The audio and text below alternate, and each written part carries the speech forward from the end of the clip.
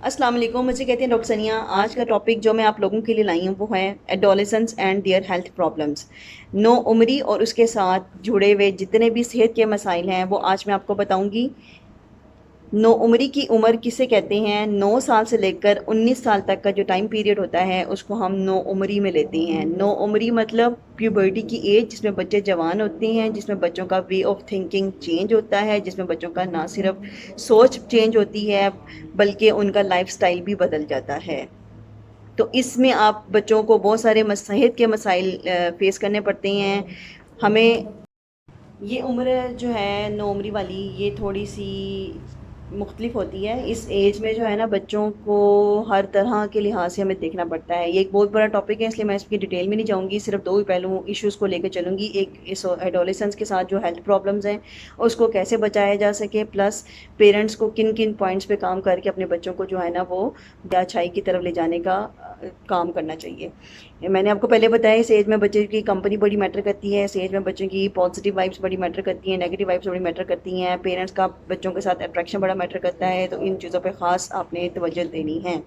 तो सबसे पहली चीज़ इसमें जो हेल्थ प्रॉब्लम्स हैं वो मैं बच्चियों को लेकर चलूँगी। बच्चियाँ जो हैं वो मुस्तकबिल की माएँ होती हैं, तो इसमें आपने जिस चीज़ का ख़ास ख्याल रखना है वो ये रखना है कि जैसे ही बच्चा और बच्चियाँ प्यूबर्टी की तरफ जाएँ तो हमने इनकी बैलेंस डाइट करनी है, प्लस हमने इनको डीवॉर्म करना है, रेगुलर डीवॉर्म करना है, जैसे हमारी रिकमेंडेशन है। अपने डॉक्टर से आप कंसल्ट करेंगे, प्लस इस पे हमने बच्चे को फॉलिक एसिड और आयरन भी देते रहना है।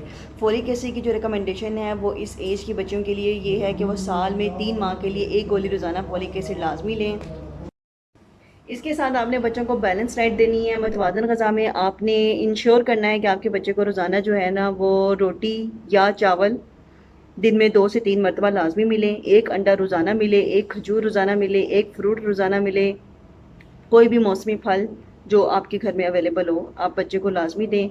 इसके साथ आपने दूध 2 गिलास या 1 गिलास दूध और 1 कप दही, इसका इस्तेमाल बच्चों को लाजमी कराना है। ग़िज़ा के लिहाज से और सेहत के लिहाज से ये दो चीज़ें ज़रूर रखनी है कि एक एनीमिया नहीं होने देना, खून की कमी कैसे नहीं होने देनी, मैंने आपको बता दिया है। प्लस आपको बैलेंस डाइट कैसे देनी ये भी मैंने आपको बता दिया है। इसके साथ क्या करना है आपने, बच्चों को नेगेटिव वाइब से रोकने के लिए, पॉजिटिव वाइब से लिए, नेगेटिव कंपनी से रोकने के लिए और उनकी अच्छी ग्रूमिंग के लिए आपका पेरेंट्स का अपने बच्चों के साथ इंटरेक्शन होना बहुत ज़्यादा ज़रूरी है।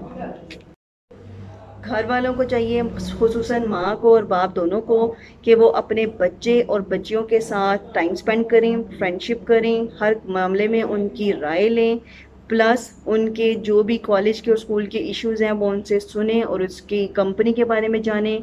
ये और इस तरह के बहुत सारे मसाइल आपके इन छोटी छोटी बातों पे अमल करके हल हो सकते हैं। इसके अलावा कुछ पूछना चाहें तो कमेंट बॉक्स में मुझे पिन करें। मुझे मेरे घर वालों को अपनी दुआ में याद रखें। आप सबके डॉक्टर सनिया। अल्लाह हाफ़िज़।